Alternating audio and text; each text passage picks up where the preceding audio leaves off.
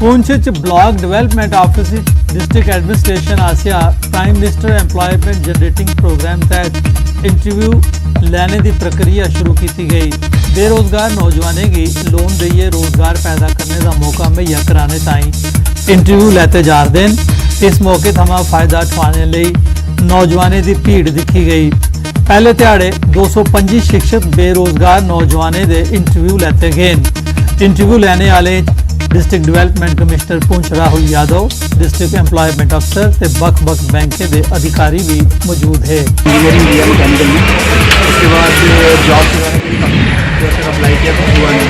तो उसके बाद मुझे किसी ने बताया कि मुझे एक लोन मिलता है जो स्कीम है प्रधानमंत्री उसमें आपको लोन वगैरह अवेल करती है गवर्नमेंट और ऑन सब्सिडी। तो उस बेस पे मैं कोई बिज़नेस स्टार्ट कर सकता हूँ। बिज़नेस का क्रेज शुरू से ही था, वांट टू बी शुरू से। सो उसके बाद मैंने इसके लिए अप्लाई किया। तो आज मैं इधर इंटरव्यू के लिए आया हूँ। इससे मुझे ये बेनिफिट होगा कि तो मैं अपनी फाइनेंशियल हेल्प कर पाऊँगा। तो उसके अलावा साथ साथ मैं जो एम्प्लॉयमेंट है वो जनरेट करूँगा अपने लोगों के लिए। कठुआ जिले च मौसम का मिजाज बदलने करी बनने वाले ग्राम मड़ीन के किसाने जिला इंतजामिया पासिया बेगौरी किए जाने प्रति रोह प्रकट किया है।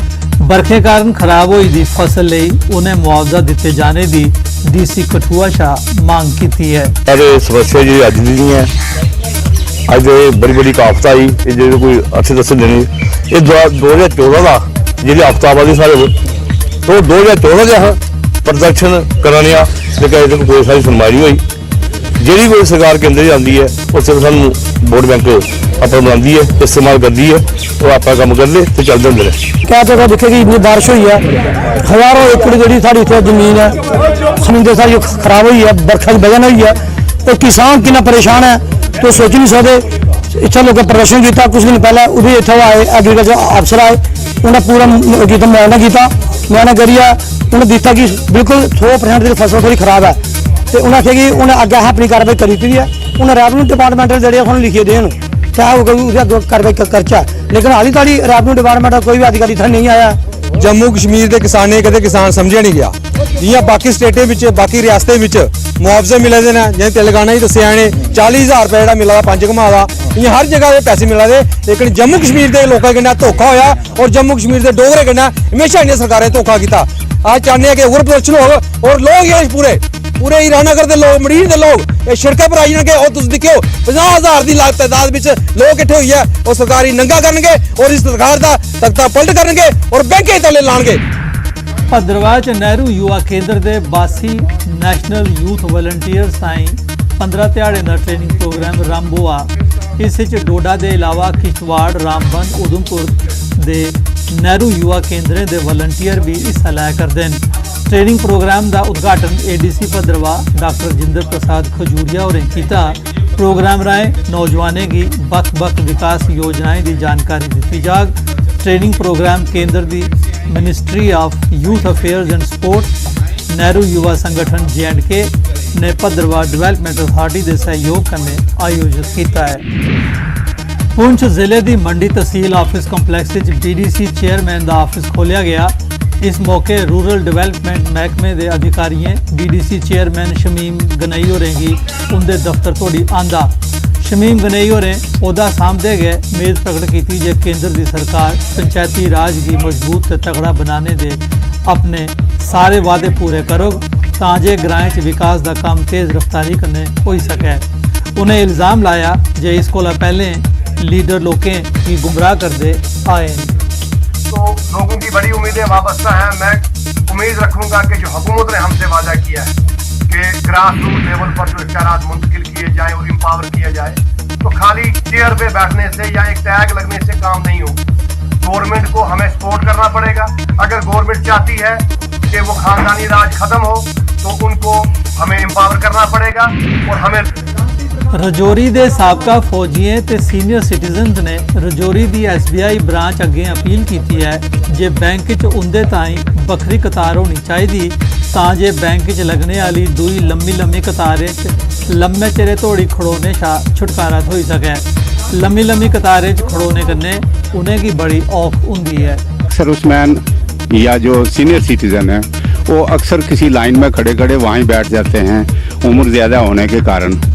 मेहरबानी करके हर डिपार्टमेंट में उनको प्रायोरिटी दी जानी चाहिए। ये हमारे को लाइन लगानी पड़ती है, उधर के लाइन में जो है लोग 80-80, 90-90 साल के हैं, उनको चक्कर आता है, गिर जाते हैं, फिर उनको उठाकर अस्पताल में ले जाना पड़ता है। उनके लिए कोई अलग एक काउंटर होना चाहिए प्लीज़, ये हमारी रिक्वेस्ट है आपसे। सीनियर सिटीजन के लिए यानी जिनकी एज 80 साल 82, 85, 90 हो गया है, इनको भी उसी तरह ही जैसे यंग एक आदमी 20 साल का 25 साल का लाइन में लगता है, उससे ही तरह 90-90 साल का भी लगता है सर। तो हमारा तो एक ही है विचार है कि अगर कोई हो तो इनका अलग काउंटर वगैरह बैंक में सभी डिपार्टमेंट में। अखनूर सैक्टर ਦੇ Nirmala high school Tangar कलीज annual day मनाया गया। कार्यक्रम ਵਿੱਚ एसडीएम ਖੌੜ अनिल कुमार ठाकर मुख्य ਪ੍ਰਾਹੁਣੇ है। स्कूल ਦੇ ਬੱਚੇ रंगारंग सांस्कृतिक कार्यक्रम ਦੇ ਇਲਾਵਾ पर्यावरण के विषय ऊपर भी कार्यक्रम प्रस्तुत किया। एनुअल डे सेलिब्रेशन का मकसद यही है कि हम लोगों को अवेयर कर सकें ताकि उनको एक proper education, quality of education मिल सके। तो हम मिशनरी लोग हैं जो डिफरेंट एरिया से आकर यहाँ पर एजुकेशन दे रहे हैं। तो एनुअल डे का यही मकसद है कि हम लोगों तक अपनी एजुकेशन पहुँचा सकें। अखनूर सैक्टर के जौड़ियां इलाके चक भगवाना थमा ढोक खालसा जाने वाली सड़क कई बरे थमा अपनी माड़ी हालत की चुगली खारदी है। सड़क उपर बिछे दे कैंकरे कारण लोगों की चलने फिरने ते गड्डियों की आवाजाही बड़ी मुश्किल पेश आवर्दी है। लोगों सड़क की पक्का करने की मांग की है। पूरे इस रोड की इन्नी प्रॉब्लम है कि ये कैंकरा पेदा ना आए, मतलब कोई गड्डी जाने का साधन मतलब ठीक तरह चल सकती है, नहीं मोटरसाइकिल। और रोड साइड इन्ना कैंकरा पेदा, इन्नी इसकी खस्ता हालत है। जे कोई बंदा बीमार हो गया उसी मतलब एमरजेंसी लेना पवा नहीं जा सकता।